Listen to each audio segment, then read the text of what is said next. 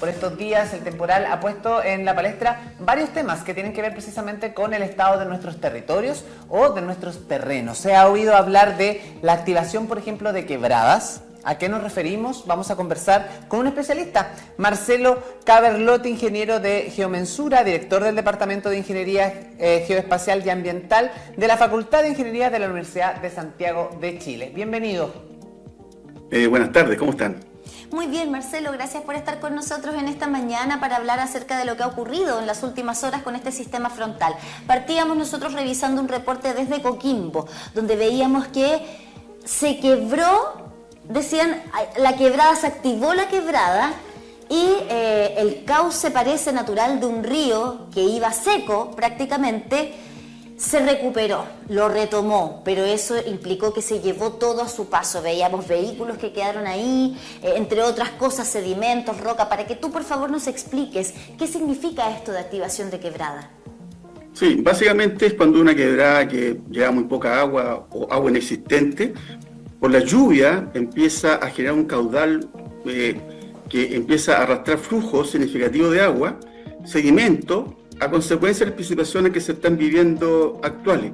Eso lo que hace también, empieza a saturar el suelo, y al saturar el suelo el agua empieza a correr. Si le agregamos eso a las pendientes de nuestros torrentes, le agregamos una variedad bastante interesante, y empieza a acarrear también de las laderas de la quebrada, muchas veces árboles, roca, y se arma en un aluvión que es de alta energía que puede ser muy pero muy peligroso. Claro, eso es lo más preocupante de este fenómeno que está pasando en la zona norte de nuestro país, entendiendo también que es un territorio que no está habituado a recibir tanta cantidad de agua en tan poco tiempo, ¿no?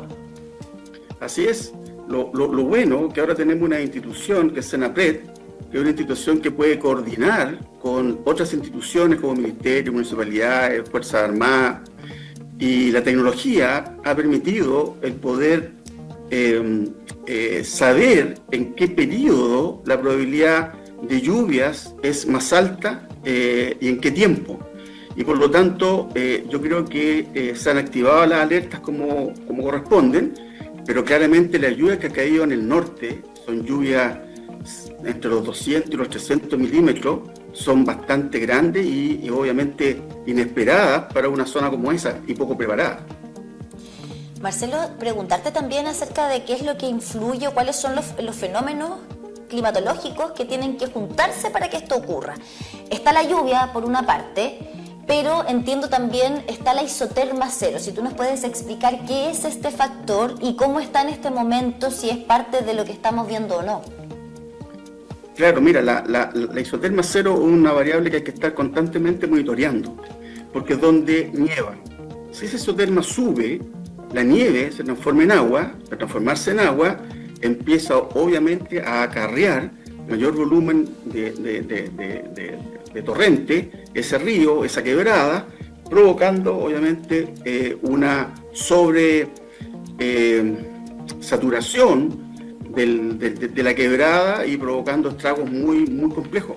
Yo creo que eso es un monitoreo que lo hacen constantemente, porque eso sería realmente, si se lo sumamos a la intensidad de la lluvia, a la pendiente del terreno, a la saturación de los suelos, pérdida de cobertura vegetal, que solamente en el norte, sobre todo de haber muy poca cobertura vegetal, se puede transformar en algo muy peligroso, y el hecho que ya ha cortado caminos, puentes, está muy complejo, pero la isoterma cero hay que monitorearla.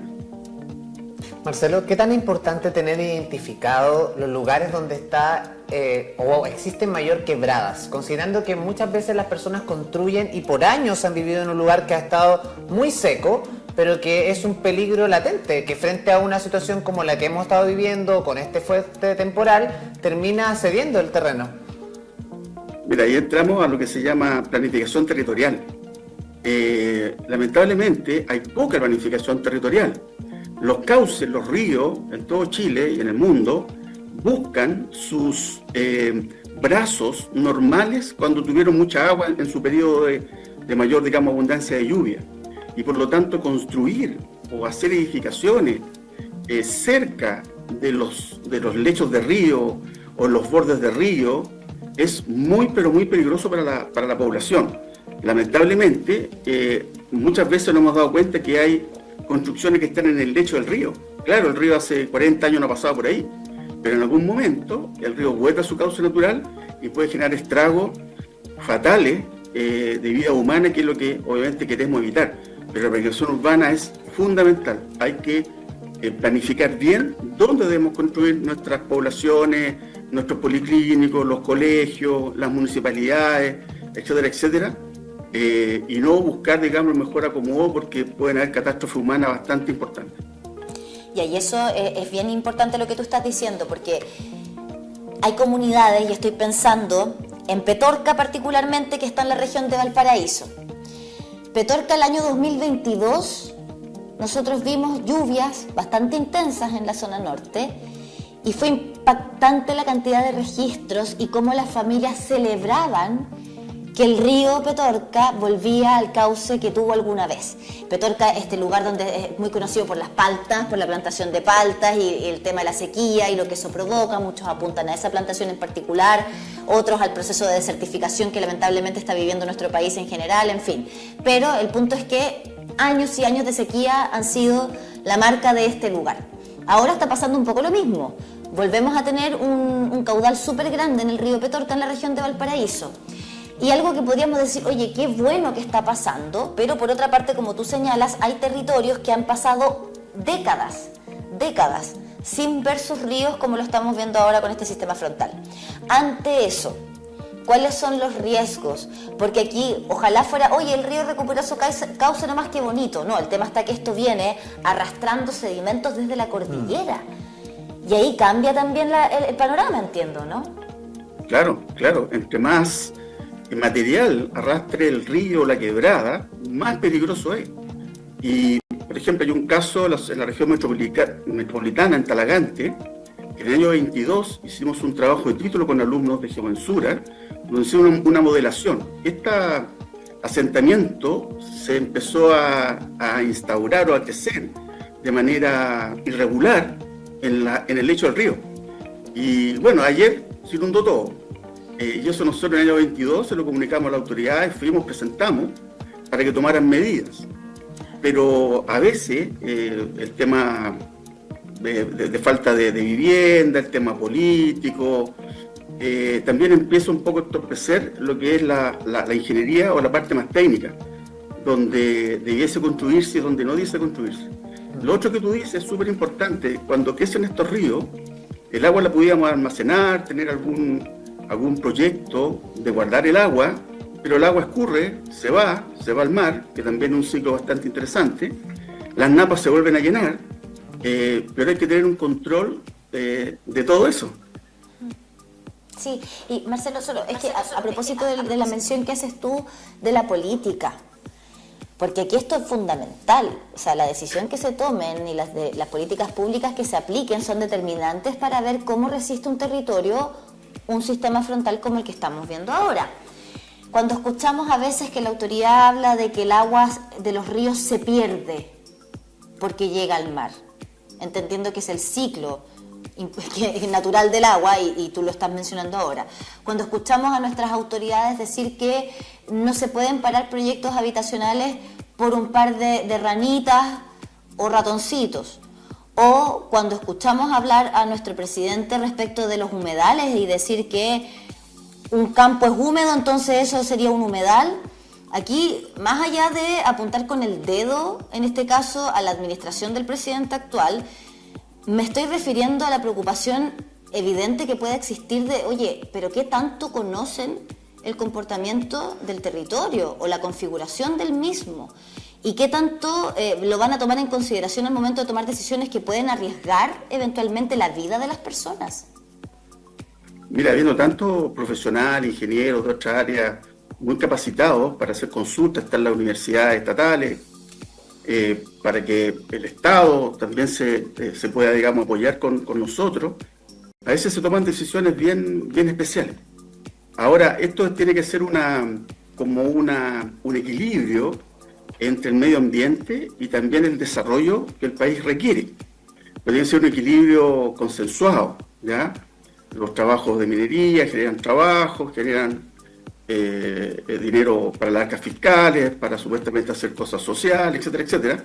Entonces tiene que haber un equilibrio con respecto, y leyes claras, respecto a qué territorio usar, cuáles no, por qué no, en qué afectan, qué mitigación deberían tener.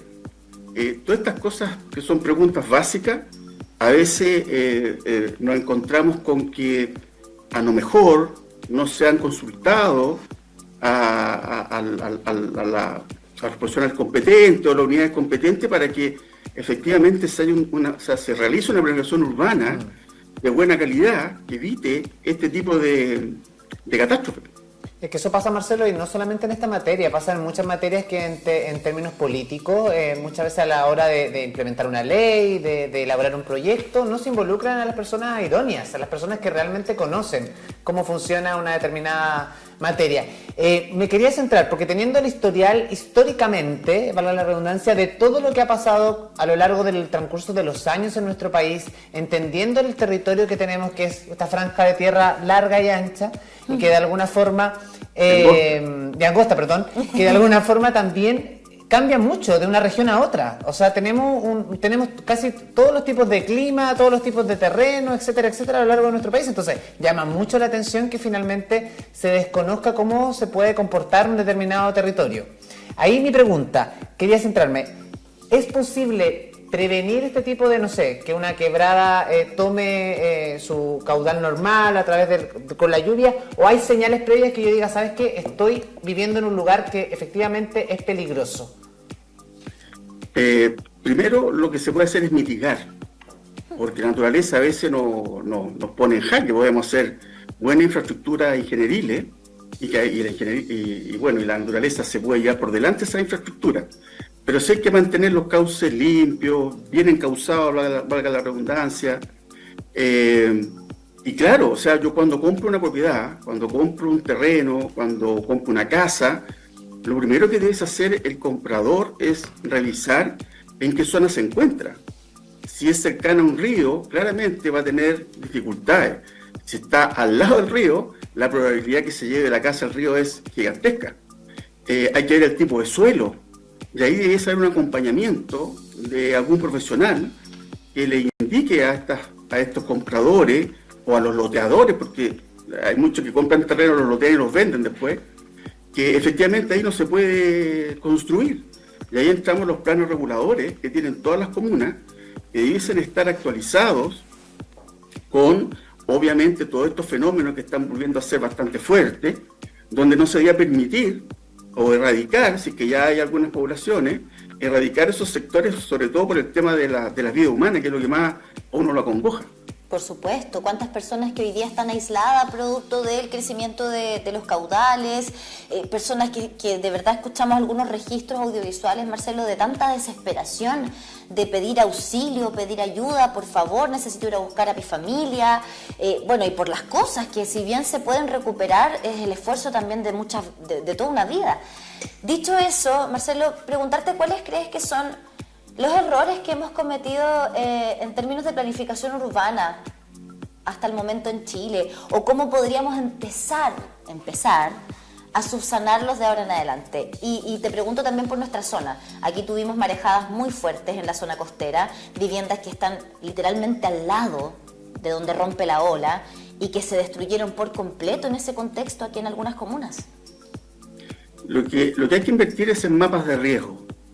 Los mapas de riesgo, no solamente el nombre mapas de riesgo, es un conjunto de profesionales de diferentes especialidades, de la geodesia, la geomensura, arquitectura, hidráulica, etcétera, etcétera, se juntan para poder hacer unos planos que permiten a la autoridad indicarle, señor, mire, esta zona es de alto riesgo, aquí no debe construirse, los oleajes cada vez son más altos.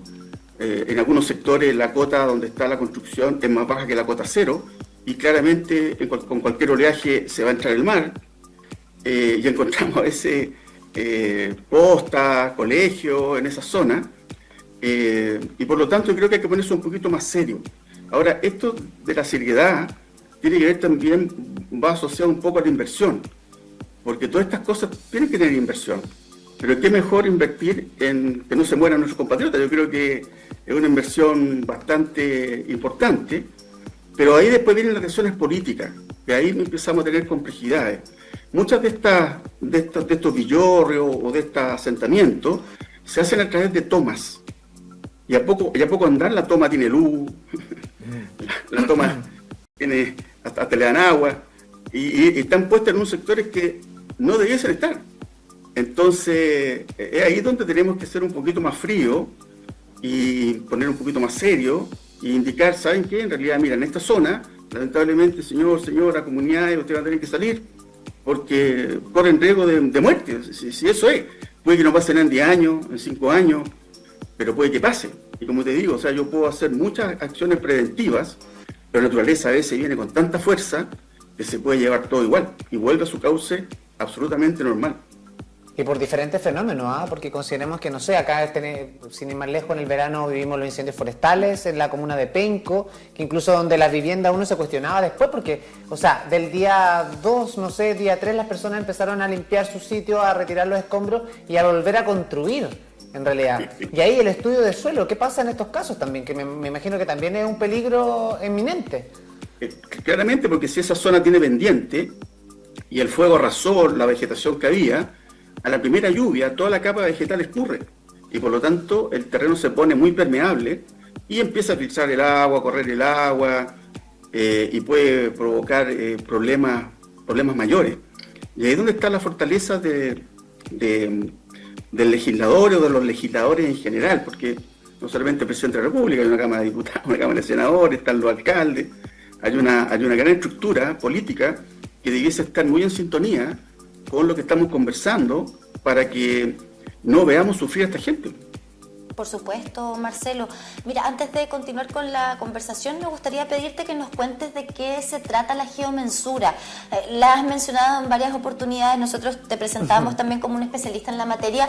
Me parece importante porque parece que ustedes es a quienes tenemos que escuchar, o más bien los tomadores de decisiones, Marcelo. Mira, yo soy el director de un departamento de Ingeniería Geoespacial y Ambiental, como tú me dijiste. Ahí tenemos 3 carreras. Tenemos Ingeniería en Territorio y Medio Ambiente, Ingeniería Civil Ambiental y Ingeniería Civil en Geomensura y Geomática. Estas 3 ingenierías son ingenierías fundamentales para lo que está pasando en el mundo en general. Cada una de ellas, a través de la ingeniería, ve el territorio. Si vamos específicamente a la geomensura, los geomensores son los que dan la métrica a todo. O sea, si tú te quieres poner en algún lugar, necesitas saber dónde tienes que instalarte, cómo instalarte. Están capacitados para trabajar con imágenes satelitales, con imágenes de drones, trabajan en visión territorial. Pero las 3 carreras que nosotros entregamos a la Facultad de Ingeniería de la Universidad de Santiago a través de nuestro departamento son carreras fundamentales y de futuro.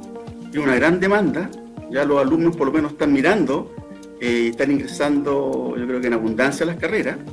Pero también chocamos con que la enseñanza media, y volvemos al tema político, eliminó algunas asignaturas como por ejemplo geografía, que es fundamental para entender estos fenómenos.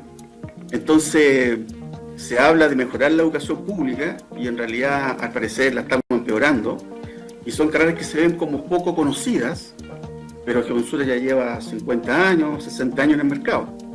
La empleabilidad es 100%, son apetecidas mineras en todas partes. Pero tenemos problemas graves de formación media, porque llegan alumnos a ingeniería con problemas en las matemáticas, los cálculos, la álgebra, la física, y en algunos colegios, la mayoría de los colegios, sobre todo los estatales, no conocen qué es lo que es la geografía, qué es lo que es el territorio, los lugares de problemas que puedan haber, los volcanes, porque esas materias las eliminaron. Y es una gran pena que haya pasado eso. No, qué brutal. Qué mal habla de nuestro sistema educativo, lamentablemente, Marcelo, sobre todo en un territorio que lo necesita tanto. Estamos marcados, atravesados por tantas cosas como, bueno, los sismos, volcanes, este tipo de situaciones que estamos atravesando ahora, en fin. Por eso agradecemos poder conversar con especialistas como tú, que nos abren un poquito también la mirada para poder exigir. Porque idealmente que no solamente trabajen en el mundo privado, sino que también asesoren en el mundo público para que se tomen buenas decisiones. Marcelo, muchísimas gracias por esta conversación. Muchas gracias a ustedes, que tengan un gran día. Nos vemos. Igualmente. Chao, chao. Chao, chao. Necesitamos profesionales.